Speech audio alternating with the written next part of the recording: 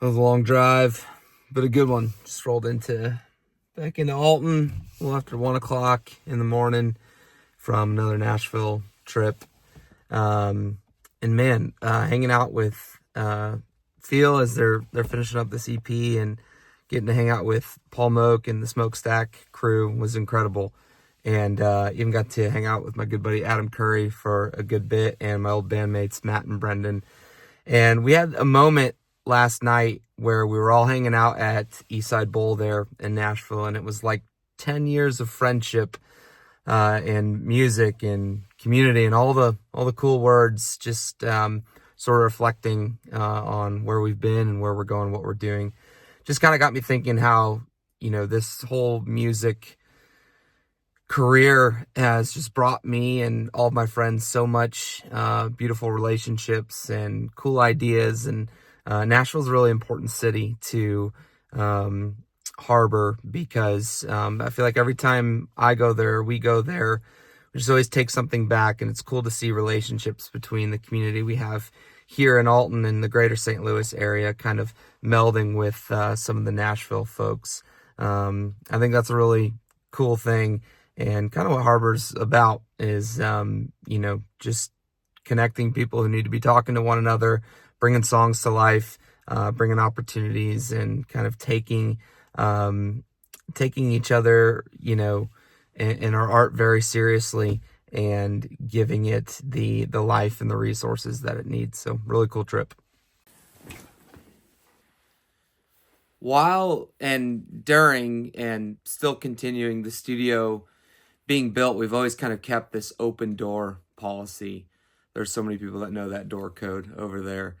And that was kind of this beautiful balance between some organizational thoughts that we had, and then this very organic thing that started to happen where people just sort of came and hung out and played on each other's records and shared ideas and, just thoughts on songs or business ideas. And honestly, just a lot of life has been shared in this room. And I always want to keep that at the forefront of our sort of intentionality. Like, yeah, we have to have plans, and we need to be organized and thinking through, how we want to steward this thing. But at the same time, what made it beautiful was just people, finding space here. And that led us down this, not really a rabbit hole, but it was more so out of necessity to figure out, okay, if we have this space and people are kind of naturally coming here and, experiencing this beautiful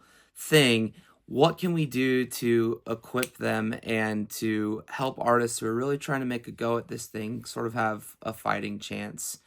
Tyler and I joke a lot that if we have any problem in the world, there's someone in our community or within, a phone call away that we can get to help solve that problem. And while that's a little bit of a tongue-in-cheek joke, it's actually very true.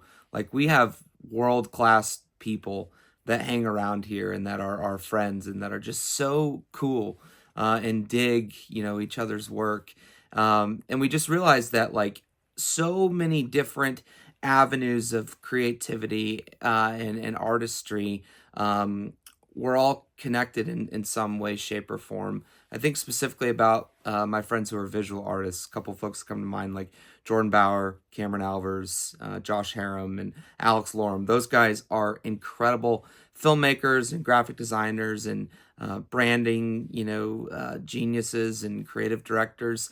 And they are doing amazing things in the film world, but they all really love music as well too. And so them kind of giving their input on the music, and even Josh and Cameron working on some of the Feel music videos. And I know Cameron's done a ton of work. And then Jordan was a huge part of the Mississippi River Festival, doing all of the branding and design work for that.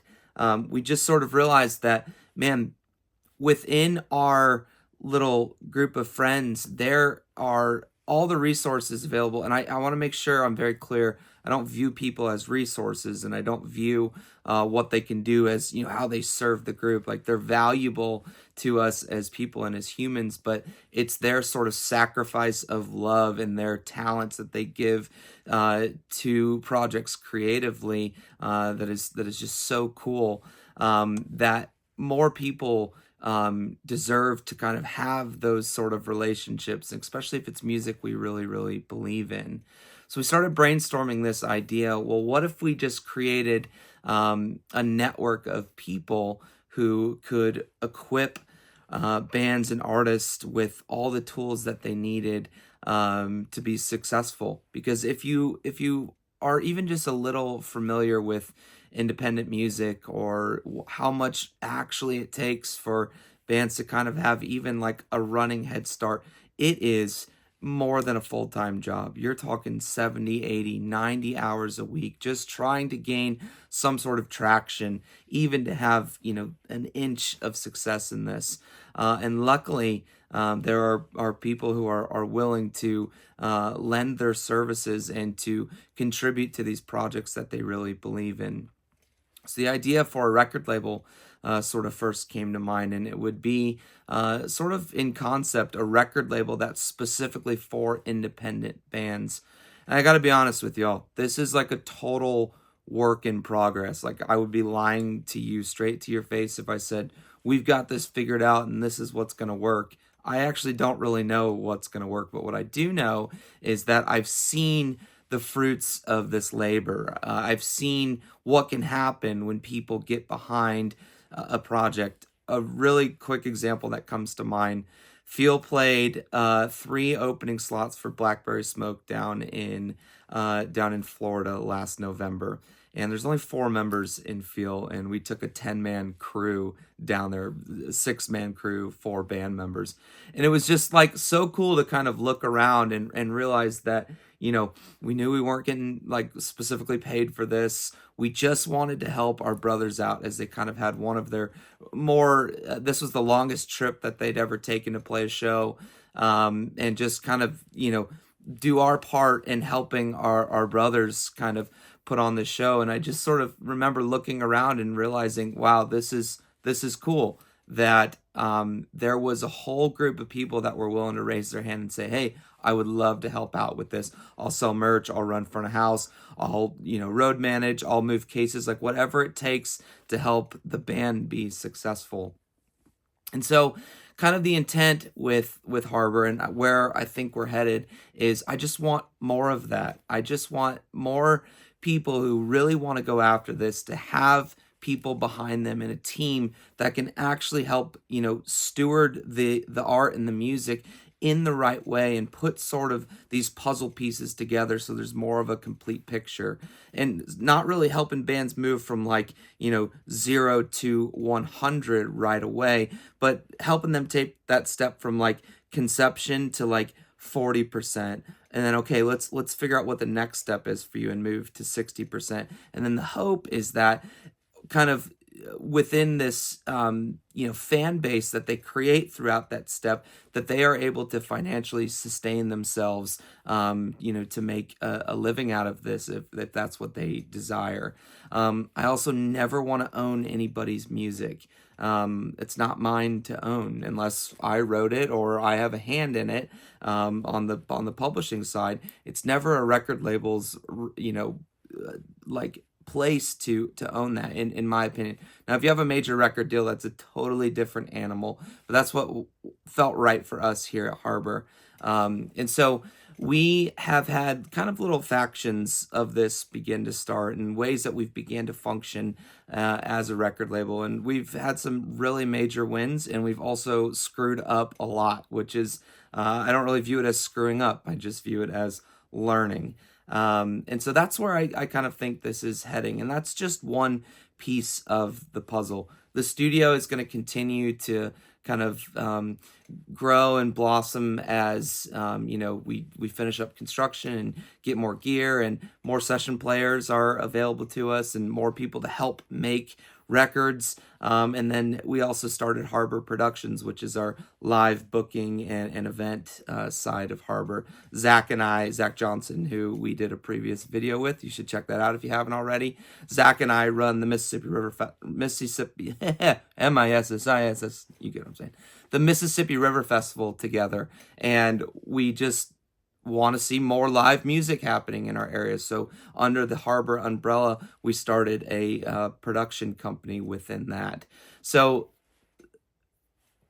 I sum this all up to say, what I'm hoping people are witnessing, what I'm hoping that we're doing is truly just a group of people who are saying, you know what, I want to stick a flag in the ground and say it's happening here. Like we're doing something. We have the resources, we have the people, and we have this deep conviction that this is what we're supposed to do. And I think it'll look way different in 10 years from now. And I'm totally okay with that. I hold all of this with open hands. Tyler holds all this with open hands. Zach, all of our friends.